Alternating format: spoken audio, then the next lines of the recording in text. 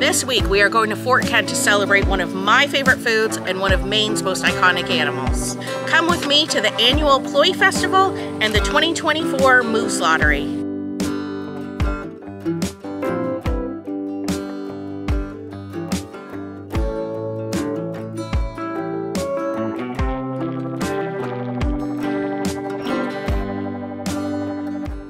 Okay, you guys, something that Maine or small areas in general are known for are festivals, parties. When there's not a lot of other things to do, you find things to celebrate and to get together. Fort Kent is no exclusion from that. I'm really sorry if you can hear outside. The yard guys are here. But this weekend is called the Ploye Festival. Ploye as in P-L-O-Y-E. I know that probably none of you have heard of Ployes unless you're like from this area or from this part of Canada. What it is I hate to call it a buckwheat pancake, but it is a pancake slash crepe of sorts. It's like a flatbread. There is a family here in the area that said, you know, everybody makes these, so let's make a mix and then people don't have to do it themselves. So here she is, this little beauty here. Bouchard Family Farms has made a Ploye mix. And this is something that you can get in Maine right in the grocery store. And then up here, the Bouchards also have like a little country store. They do have a website, but you can also get it on Amazon now too. Because they have made the mix for you, the only other ingredient you need besides this little bag here is just water, cold water. Tonight is the Ploye Festival, and I have never been. Roger and I have traveled to Maine several times, and we have always just missed it. I'm leaving Roger home tonight because he's on punishment. He's driving me bonkers. They do things like a Ploye eating contest and these different races and competitions. There's supposed to be some food trucks.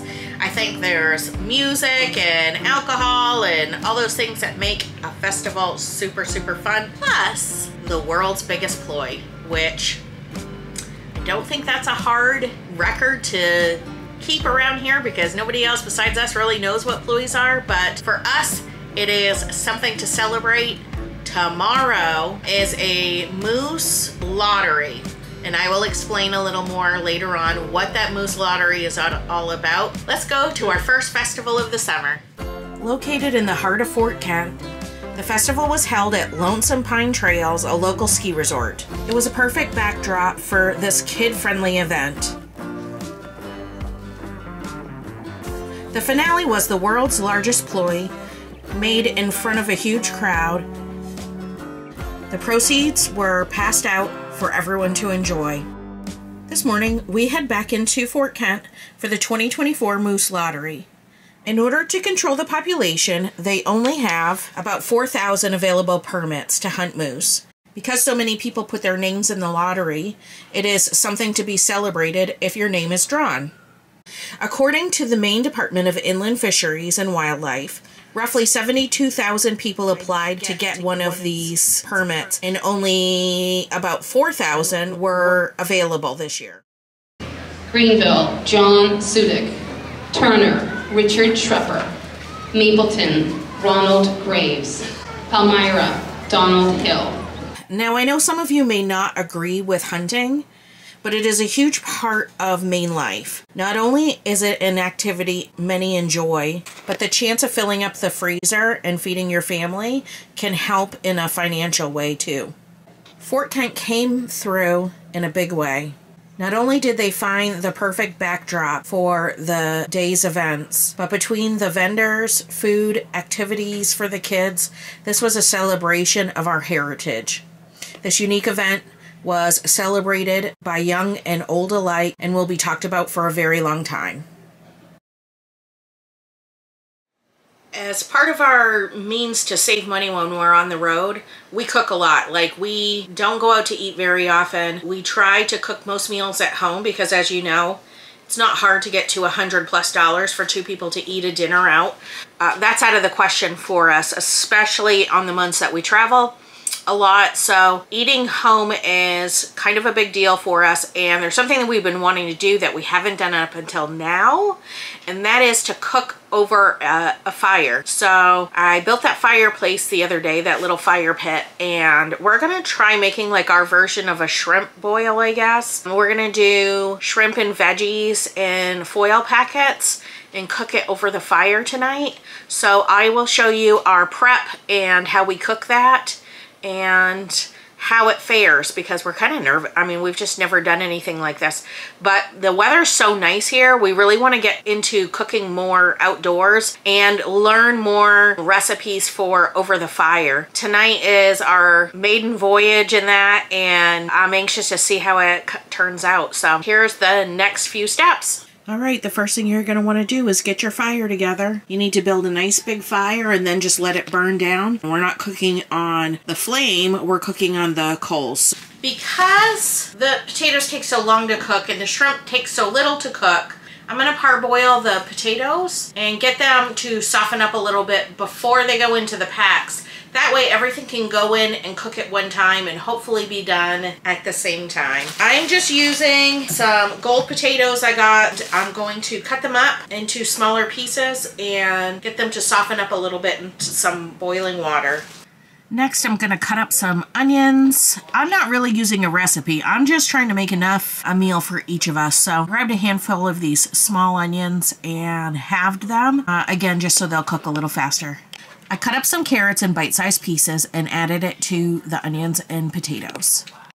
I got a pot of water boiling and I added my mixture of chopped vegetables into the water, and I parboiled everything for just a couple of minutes, just enough to start the softening process. I took an ear of corn and cut it up into fourths, and there'll be 2 in each packet. I'm cleaning out my fridge today. I found this half-used bell pepper, and I'm going to chop that up and throw that into the mix. Same thing with the mushrooms. I had a few mushrooms left, and so I cleaned them, cut them up, and added them to my foil packs. Next ingredient is crushing up a couple cloves of my favorite garlic. Now it's time to start making our foil packs and putting them together. I used heavy-duty aluminum foil, but on the inside I used parchment paper. I really don't like cooking directly on aluminum, so I figured I'd make a parchment paper lining and then wrap everything in aluminum. And I'm not sure if that's going to work good or not, but we're going to find out. Now I'm going to add my uncooked shrimp. They are still in the shells. They're peel and eat shrimp, so they're a good size. They look good. And I throw a handful on each packet. Now it's time to give this mixture a healthy dose of Old Bay seasoning, one of my favorite seafood seasonings. It's salty, it's spicy, it's a little bit of everything, and it goes great with shrimp. So Old Bay it is. Now I'm going to add a little bit of onion powder, a little lemon pepper seasoning, some Italian seasoning, and mix it all up right on the parchment paper. A couple healthy doses of butter does everybody good, so that's what I'm gonna do today.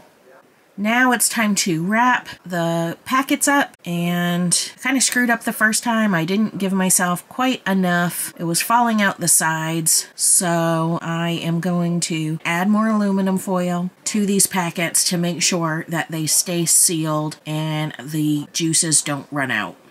Our fire has cooked down pretty good. We're pretty much on coals. Roger panicked and thought, if we put it right on the coals, it's going to burn. So he decided last minute he was going to put everything on the grate where people just threw them on the coals, but he wasn't quite comfortable doing that, so we threw it on the grate. We quickly realized that our food wasn't going to cook anytime soon, so he got rid of the grate, threw everything onto the coals, and started cooking on the fire. So we cooked, I believe, 10 minutes on one side and 15 minutes on the other. This is what it looked like when it was done. It was pretty taking it out of the package. Now the only thing left to do is eat this stuff, try it out, and see how it is.